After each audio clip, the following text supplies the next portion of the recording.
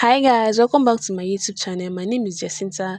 If this is the first time here, thank you for stopping by. So in this video, I'm going to be sharing with you guys how I made these joggers you're seeing on your screen. If this is what you're interested in learning, kindly watch till the end. And if you're yet to subscribe, please hit on the subscribe button and turn on the notification bell so you're going to notified whenever I upload a new video. So without wasting much time, let's get started with the tutorial.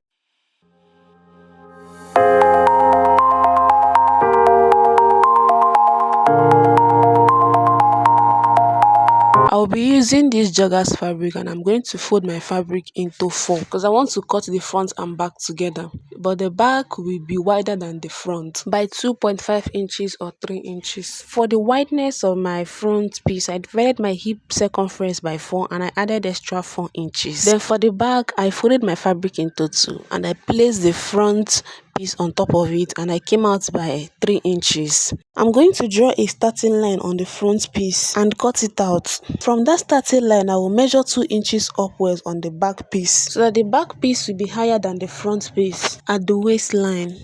After that, I'll place my tape on the front waistline and I'll minus 2 inches for my band and I'll start imputing my vertical measurements. I will mark 9 inches for my hip line and I will square across. Then I'll also mark my crotch line. My crotch line is 2 inches below my hip line.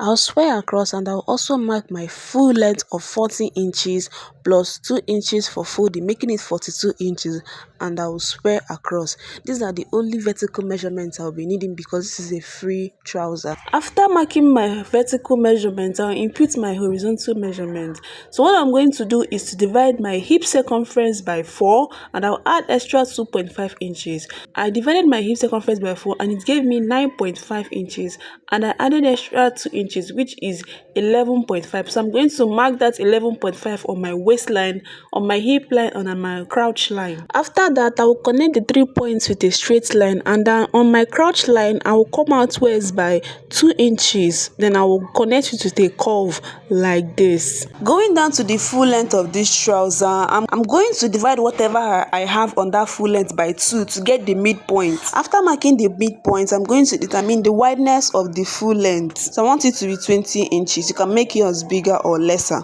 but I want mine to be 20 inches. So the 20 inches divided by 2 is 10 inches. So I'm going to mark 5 inches on both sides from that center point, and I'll add 1 inch on the side for joining of the side and ½ inch for joining of the center. So on this side, I'm going to mark 6 inches for the side. Then on this other side, the center part, I'm going to mark 5.5 inches. Hope you guys understand what I'm trying to say. So instead of 5 inches on both sides, I'm marking 6 inches on this side and 5.5 on this other side. 1 inch for joining the side and ½ inch for joining the center. Then I'll connect from the crotch to this point I marked on the full length. And I'll also connect the side from the crotch to the full length.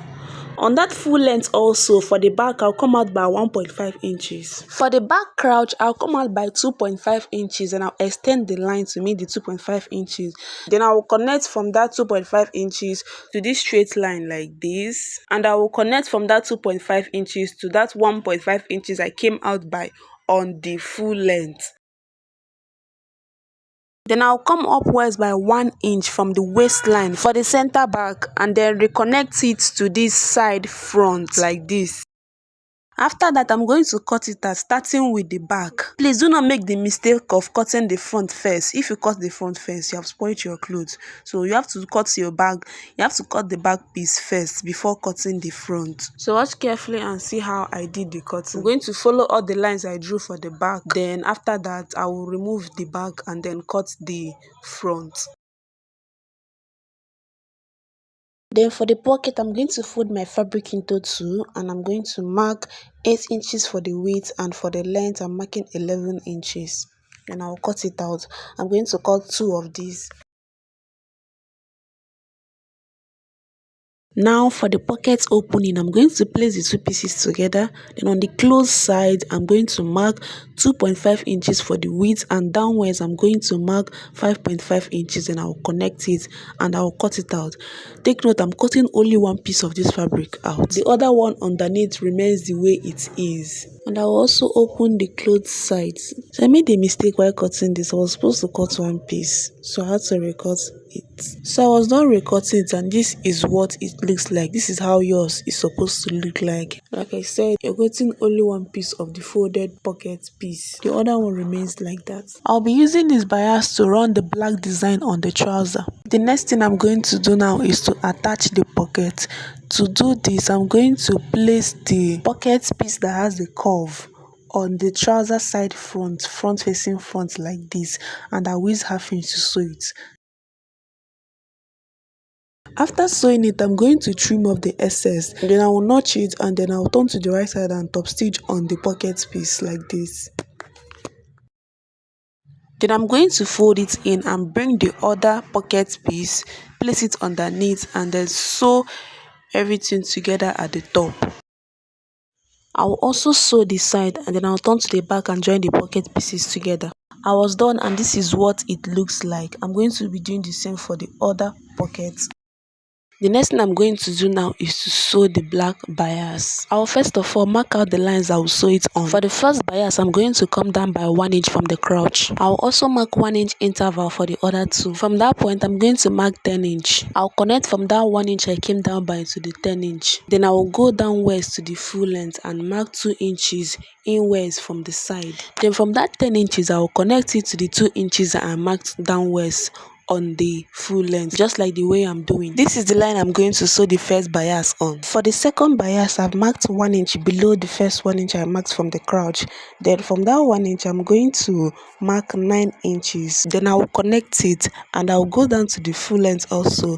And from that 2 inches I marked, I'll come inwards by 1 inch, then connect it to the 9 inches I marked, just like the way I'm doing. This is the line I'll be sewing the second bias on. The third line is also going to be 1 inch interval. From the crotch, I'll mark 8 inches, then I'll connect it like this. Then go down to the full length and mark 1 inch from the second line, and then connect it. So I was not marking the 3 lines I'll be sewing the bias on. The next thing I'm going to do now is to place the bias on each of these lines and sew it. Following the lines I've marked, I'm going to place the first bias on the crotch. I'm going to follow the lines. I'll sew on both sides of the bias, following the lines I've marked. So this is exactly what I'm going to do for the 3 lines.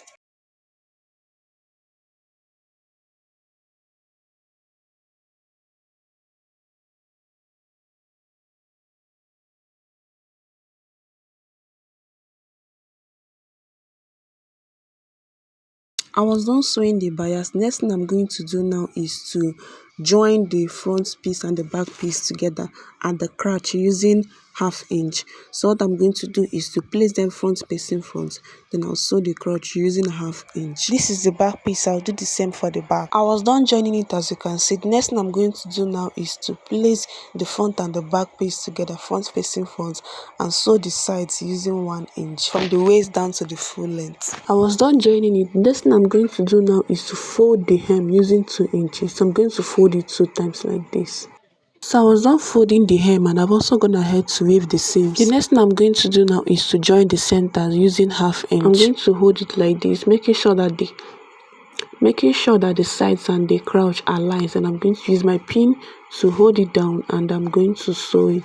I was done joining the center. The next thing I'm going to do now is to attach the elastic waistband. For the band, I'll fold my fabric into 2, and I'll measure 2.5 inches. Then the length is going to be the length of my waist trouser. I'll measure my round waist trouser. Whatever I have is going to be what I'm going to measure as the length of the band. Then for the elastic, I'm using 2 inches elastic. Then for the wideness of the elastic, I'm going to minus 4 inches from my actual waist circumference. My waist circumference is 30 inches, so I'll minus 4 inches, which is 26. 26 divided by 2 is 13 inches unfold. The next thing I'm going to do is to sew both ends of the elastic and the fabric. Then I'll put the elastic inside like this, and I'll start sewing it. As I'm sewing it, I'm going to be dragging it, and I'll sew very close to the elastic, but make sure you do not sew on top of the elastic.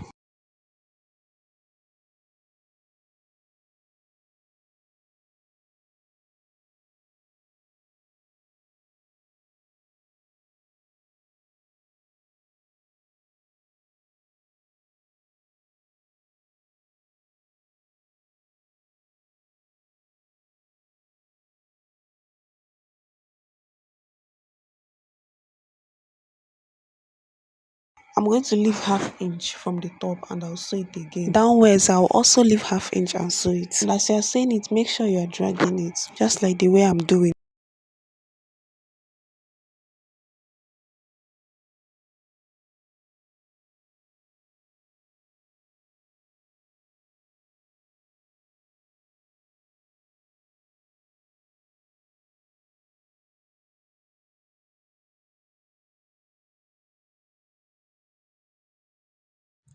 I was on sewing it and this is what it looks like. What I'm going to do now is to attach this elastic band to the waist trouser and to also insert the rope. To attach the elastic band perfectly, what I'll do is to find the joining on the elastic band and I'll pin it to the joining on my trouser, on the front trouser. I'll pin the other center of the elastic to the joining at the back trouser. Then you are going to sew it just like the way I'm doing. And as you are sewing it, you are going to be dragging it so that it will go round and no parts will be folded.